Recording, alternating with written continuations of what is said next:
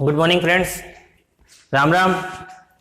आज हमारी क्लास में पॉलिटिकल का एक बहुत महत्वपूर्ण टॉपिक राष्ट्रपति रहेगा। सूर्योदय क्लासेज को आप जो अपना समर्थन दे रहे हो उसके लिए आपका कोटिस धन्यवाद। वापस बात करते हैं। देखो, राष्ट्रपति बहुत सरल सा है और यहाँ से आपके एग्जाम में क्वेश्चन पुट होने की पूरी संभावना रहेगी। अपन देखें, राष्ट्रपति जो है उसका उल्लेख संविधान के अनुच्छेद 52 से 62 तक है। राष्ट्रपति जो है भाई 52 से 62 तक राष्ट्रपति के पद का प्रावधान है। ये सरल सी बात है। राष्ट्रपति के अनुच्छेदों से सवाल परीक्षा में बहुत आते हैं। अपने को यदि ये पता है ना, यदि मुझे ये जानकारी है कि राष्ट्रपति में कौन सा अनुच्छेद कहाँ पे कैसे काम करेगा, तो आसानी से आप उसके प्रश्नों का उत्तर सही दे पाओगे। देखो, हर एग्जाम में चाहे कोई भी भर्ती परीक्षा हो उसमें राष्ट्रपति का क्वेश्चन परीक्षा में आया है। तो हम राष्ट्रपति के बारे में बात करते हैं। देखो, राष्ट्रपति के जो अनुच्छेद है, अनुच्छेद 52 से लेकर 62 तक है। पहली बात करते हैं, लाइन याद करने में 100% ट्रिक आपको समझ में आ जाएगी। रास मनी पप्पू की योग्यता शर्त समान है। पप्पू अपना राहुल गांधी नहीं है भाई, है ना। पप्पू अपना कौन नहीं है? राहुल गांधी नहीं है। रास मनी पप्पू की योग्यता शर्त और समान है, शर्त समान है। ये उल्लेख अपने को राष्ट्रपति के अनुच्छेद याद करवाने में काफी सहायता प्रदान करेगा। पहली बात देखो, अनुच्छेद 52। अनुच्छेद 52 जो है ना भाई, अनुच्छेद 52 में देखो लिखा हुआ है, आपके सामने लिखा हुआ है रा लिखा हुआ है ना। इसका मतलब है भारत में राष्ट्रपति पद का प्रावधान। भारत में राष्ट्रपति के पद का प्रावधान अनुच्छेद 52। अनुच्छेद 53 की जब हम बात करते हैं तो ये स लिखा हुआ आ रहा है। इसका मतलब है राष्ट्रपति संवैधानिक प्रमुख होगा। राष्ट्रपति संवैधानिक प्रमुख होगा। देखिए, ये सवाल एग्जाम में काफी बार पूछा गया है कि राष्ट्रपति भारत का संवैधानिक प्रमुख होगा, संविधान के कौन से अनुच्छेद में उल्लेखित है। तो अपने को ध्यान रखना है, अनुच्छेद 53 में उल्लेखित है। अनुच्छेद 52 में जो बात की गई है वो तो ये की गई है कि भारत में राष्ट्रपति का पद होगा, और 53 में बात की गई है कि भारत का राष्ट्रपति संवैधानिक प्रमुख होगा। इसके बाद में आर्टिकल 54 जो है, अनुच्छेद 54 जो है, इसमें लिखा हुआ है मैं का मतलब होता है राष्ट्रपति के चुनाव में शामिल मतदाता। मतलब मतदाता कि राष्ट्रपति का चुनाव कौन लड़ेगा, है ना, कौन इस चुनाव की प्रक्रिया में भाग लेगा। तो चुनाव में वोट डालने वाले कौन होंगे, मतदाता कौन कौन होंगे, उसके बारे में बात करनी है। पहली वाली बात तो अपने को ये याद रखनी है कि संसद के सभी निर्वाचित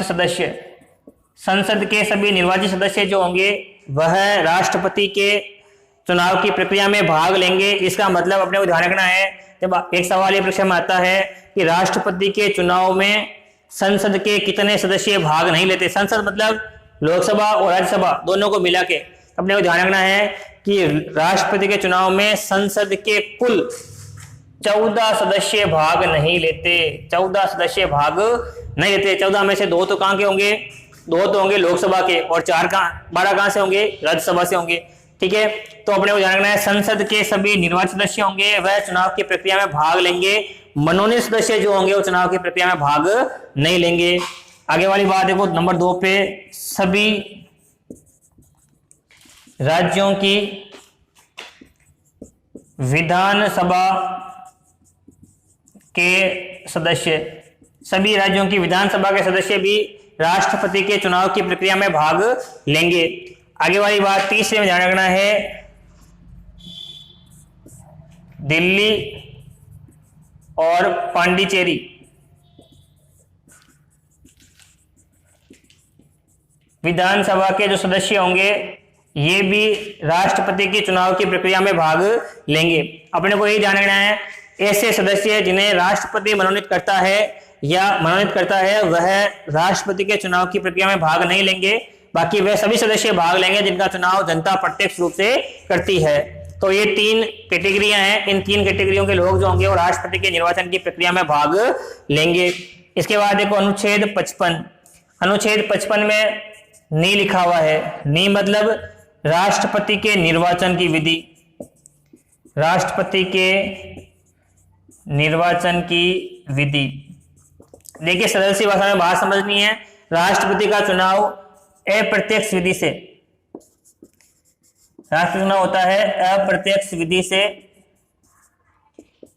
एकल संक्रमणीय आनुपातिक मत प्रणाली द्वारा। जब भी आप सवाल देखो, राष्ट्रपति का चुनाव जनता स्वयं प्रत्यक्ष रूप से नहीं करती है, जनता के द्वारा चुने गए जो प्रतिनिधि होते हैं, वो प्रतिनिधि जब चुनाव की प्रक्रिया में वोट डालेंगे तो विधि कौन सी होगी, वो विधि होगी अप्रत्यक्ष विधि। और इसी अप्रत्यक्ष विधि से राष्ट्रपति का चुनाव होता है। और जो प्रणाली काम में ली गई है वो ली गई है एकल संक्रमणीय आनुपातिक मत प्रणाली। देखो स्क्रीन पे जो चल रहा है आप उसका आराम से स्क्रीनशॉट ले सकते हो, उसे लिख सकते हो। आगे वाली बात देखो, अनुच्छेद 56 की हम जब बात करेंगे तो 56 में लिखा हुआ है, देखो लिखा हुआ प लिखा हुआ है, प लिखा हुआ है ना। प का मतलब है राष्ट्रपति की पदावधि, राष्ट्रपति की पदावधि। हम सब जानते हैं राष्ट्रपति के पद की अवधि होती है कितने वर्ष, 5 वर्ष, है ना। जब आपसे पूछेगा राष्ट्रपति के पद की अवधि का उल्लेख संविधान के कौन से अनुच्छेद में है, कौन से आर्टिकल में है, तो आर्टिकल कौन सा होगा भाई, 56 होगा। इसके बाद आगे वाली बात देखो, अनुच्छेद 57 में लिखा हुआ है, देखो पू लिखा हुआ है ना, पू का मतलब है पुनर्निर्वाचन का प्रावधान। देखो एक समय था 2013 से लगाकर 2015, जब इस समयावधि में सबसे अधिक एग्जाम हुए थे, उनमें सबसे अधिक राष्ट्रपति का जो परीक्षा में प्रश्न आया था वो ये आया था, राष्ट्रपति के पुनर्निर्वाचन के संबंध में संविधान में क्या प्रावधान किया गया है। तब अपने को ध्यान रखना है, राष्ट्रपति के पुनर्निर्वाचन के संबंध में संविधान मौन है। ये लाइन एडिटेज याद रखनी है। परीक्षा में ऐसा होता है कि राष्ट्रपति 5 वर्ष के लिए होगा, पुनर्निर्वाचन दोबारा होगा, तिबारा होगा, एक बार चुनने के बाद में दोबारा चुनाव उसका नहीं होगा, और लास्ट में लिखा हुआ है संविधान मौन है। तो अपने को एक बार ये बात ध्यान रख लेनी है कि राष्ट्रपति के पुनर्निर्वाचन के संबंध में हमारा संविधान क्या है भाई, हमारा संविधान मौन है। मतलब कोई उल्लेख नहीं किया गया है। यदि उसमें योग्यता है तो वो निर्वाचित हो सकता है, योग्यता नहीं है तो वो निर्वाचित नहीं हो सकता। देखिए अभी तक अपने केवल एक ही बार, है ना, एक राष्ट्रपति 2 बार निर्वाचित हुआ है। इसे परीक्षा में प्रश्न आता है भारत का प्रथम राष्ट्रपति कौन था, हम सब जानते हैं, उसका उत्तर होता है डॉक्टर राजेंद्र प्रसाद, है ना, कि डॉक्टर राजेंद्र प्रसाद भारत के प्रथम राष्ट्रपति थे। लेकिन जब आप सवाल पूछते हैं भारत का दूसरा राष्ट्रपति कौन था, है ना, भारत का क्रम से दूसरा राष्ट्रपति कौन था, तो हम सीधा उत्तर लिखते हैं डॉक्टर सर्वपल्ली राधाकृष्णन, है ना। हम ये देंगे सर्वपल्ली राधाकृष्णन, क्योंकि हमें व्यक्तिगत रूप से दूसरे राष्ट्रपति डॉक्टर सर्वपल्ली राधाकृष्णन थे। लेकिन अपने को ये जानकारी होनी चाहिए कि क्रम से भी, है ना, जब क्रम से नाम आ रहा है तो क्रम से दूसरा राष्ट्रपति कौन था, डॉक्टर राजेंद्र प्रसाद ही था। सर्वपल्ली राधाकृष्णन व्यक्तिगत रूप से दूसरे थे, क्रम से वो कौन से थे, तीसरे थे। तो अपने को ये ध्यान रखना है राष्ट्रपति के पुनर्निर्वाचन के संबंध में हमारा संविधान मौन है भाई। इसके बाद में अनुच्छेद 58 में देखो, उसके बाद लिखा हुआ है की मतलब की कोनी, की कोन में, की मतलब की कोनी में, है ना। 58 में लिखा हुआ है योग्यता, लिखा हुआ है ना भाई,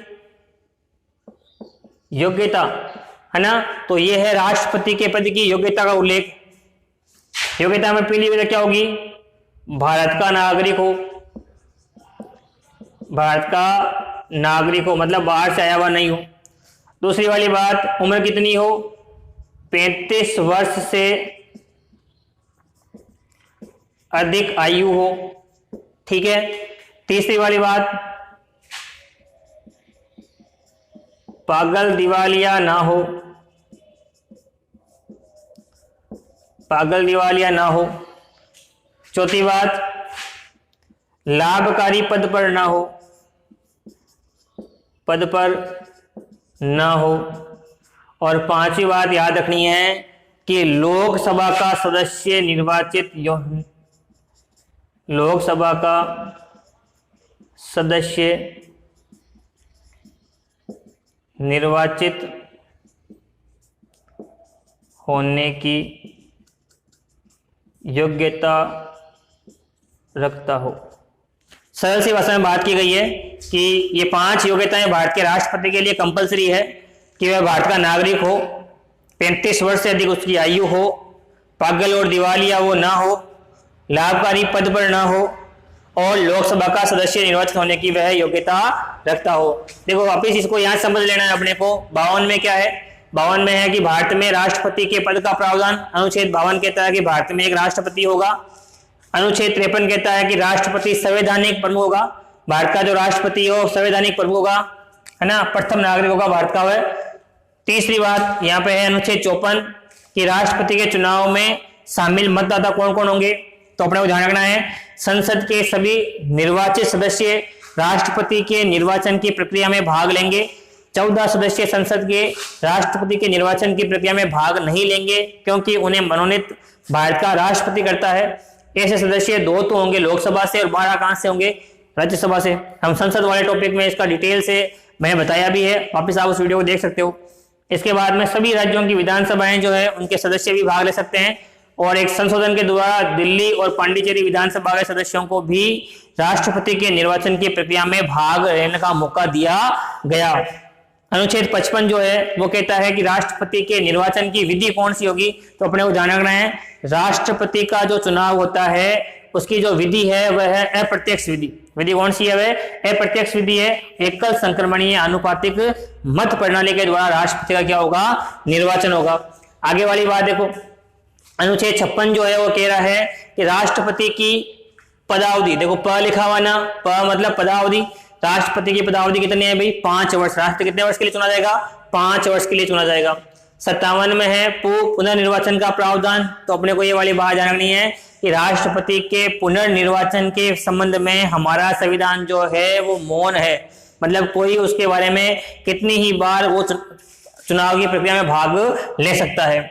इसके बाद में ध्यान रखना है 58 दे रखा है योग्यता की, मतलब की कोनी। 58 मतलब योग्यता, भारत का नागरिक हो, 35 वर्ष से अधिक की आयु प्राप्त कर चुका हो, पागल और दिवालिया न हो, लाभकारी पद पर न हो और लोकसभा के सदस्य निर्वाचित होने की वो क्या रखता हो, योग्यता रखता हो।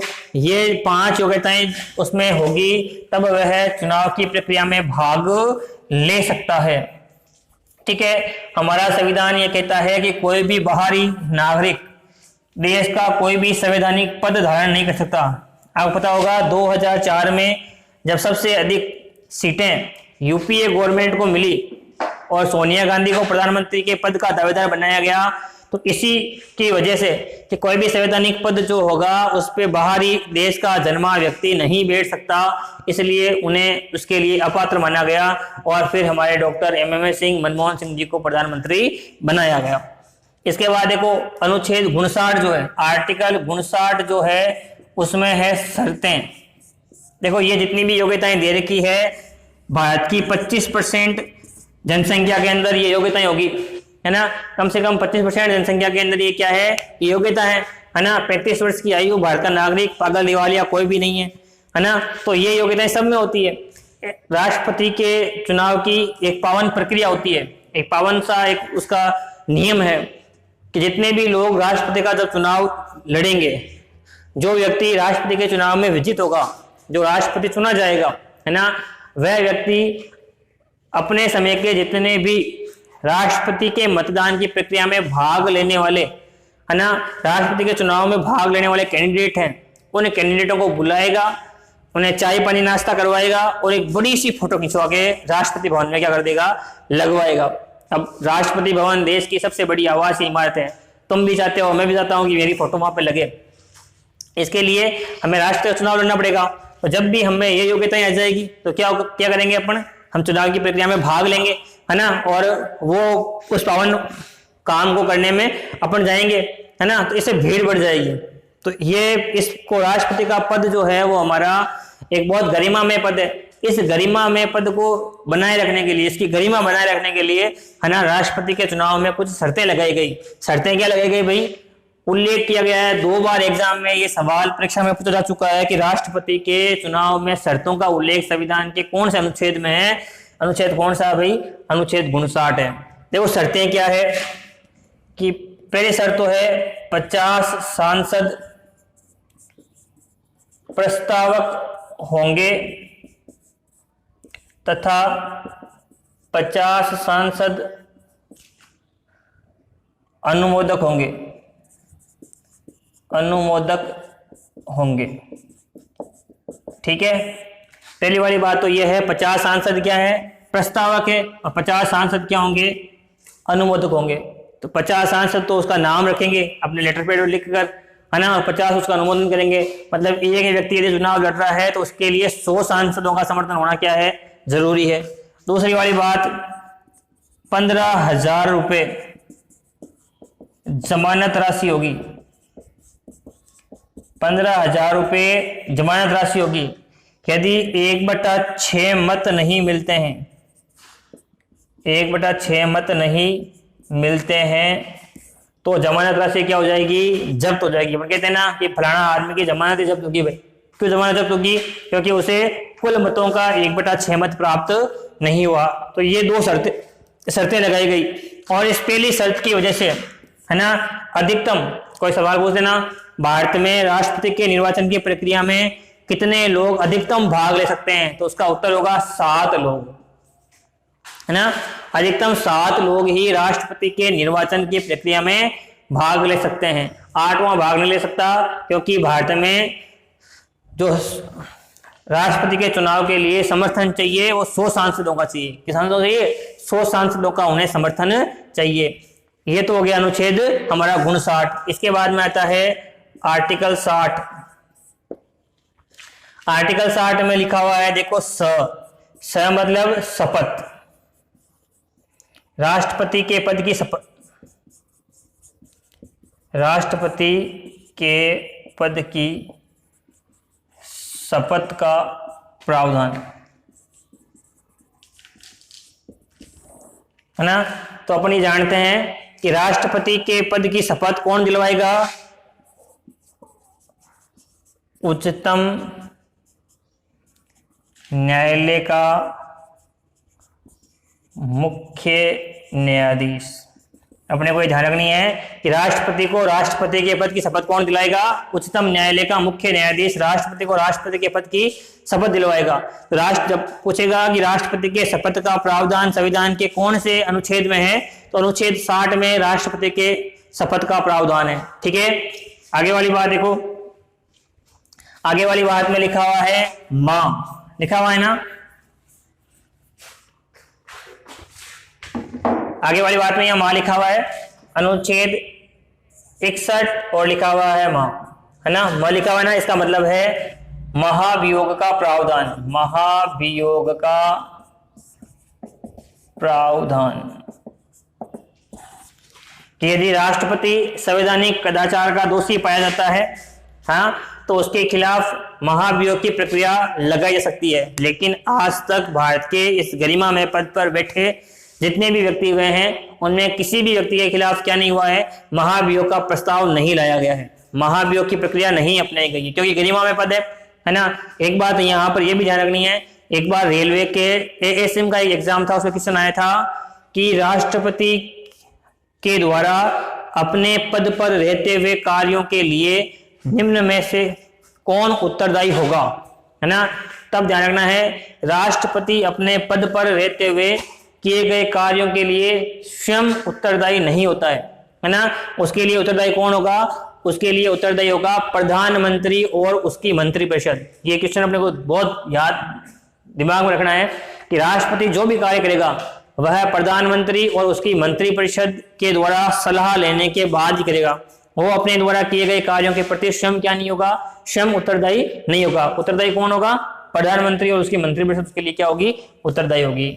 इसके बाद देखो अनुच्छेद आता है 62, है ना। अनुच्छेद 62 में लिखा हुआ है न का मतलब है राष्ट्रपति के नहीं होने की स्थिति में, राष्ट्रपति के नहीं होने की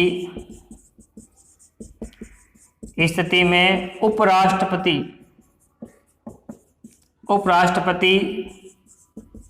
संवैधानिक कर्तव्यों की पालना करेगा। जब राष्ट्रपति अपने पद पर नहीं है, उसकी मृत्यु हो गई है, वही बाहर गया हुआ है, तो राष्ट्रपति जब नहीं होगा तो उसकी स्थिति में कौन, भाई जो देश का उपराष्ट्रपति होगा, जो राज्यसभा का मुखिया होगा, वह संवैधानिक कर्तव्यों की क्या करेगा, पालना करेगा। राष्ट्रपति के संबंध में और भी बहुत सारे अनुच्छेद आते हैं, जैसे अनुच्छेद 72 है, अनुच्छेद 85 है, अनुच्छेद 108 है ना, ऐसे बहुत सारे अनुच्छेद 123 है, अनुच्छेद 143 है ना, इनके बारे में भी अपन बात करेंगे। लेकिन सबसे पहले ये 10 अनुच्छेद जो बहुत अधिक राष्ट्रपति के बारे में महत्वपूर्ण है ना। देखो पहला कौन सा था, 52, 53, 54, 55, 56, 57, 58, 59, 60, 61 और 62, ये क्रम से अनुच्छेद है ना, क्रम से ये अनुच्छेद है। और राष्ट्रपति के बारे में इन्हीं में से प्रश्न आने की संभावनाएं भरपूर रहती है ना। आप देखा होगा जितने भी हम एग्जाम दे रहे हैं और देने वाले हैं, उनके हमने प्रीवियस पेपरों को जब देखा है तो राष्ट्रपति के संबंध में जो क्वेश्चन आ रहे हैं वो इनमें से जो आपके सामने लिखे हुए अनुच्छेद है, इनमें से कोई क्वेश्चन पुटअप हो रहा है। बाकी के जो अनुच्छेद है वहां से भी क्वेश्चन आता है, लेकिन यहाँ से अनुच्छेद में क्वेश्चन आने की संभावनाएं थोड़ी ज्यादा रहती है। अपने लाइन याद रख लेनी है, रास मनी पप्पू की योग्यता शर्त समान है। वापिस बोलता हूं, रास मनी पप्पू की योग्यता शर्त समान है। रास मनी पप्पू की योग्यता शर्त समान है। रा मतलब राष्ट्रपति होगा, स मतलब संवैधानिक प्रमुख होगा, मां मतलब मतदाता कौन होंगे, नी मतलब निर्वाचन की प्रक्रिया क्या होगी, प मतलब पदावधि, पु मतलब पुनर्निर्वाचन, की मतलब की कौन है। 58 में योग्यता, 59 में उसकी शर्तें, 50 प्रस्तावक, 85 क्या होंगे उसके अनुमोदक, 60 में शपथ, 61 में महाभियोग और 62 में नहीं होने की स्थिति, है ना। आज हम राष्ट्रपति के बारे में इतना ही पढ़ते हैं।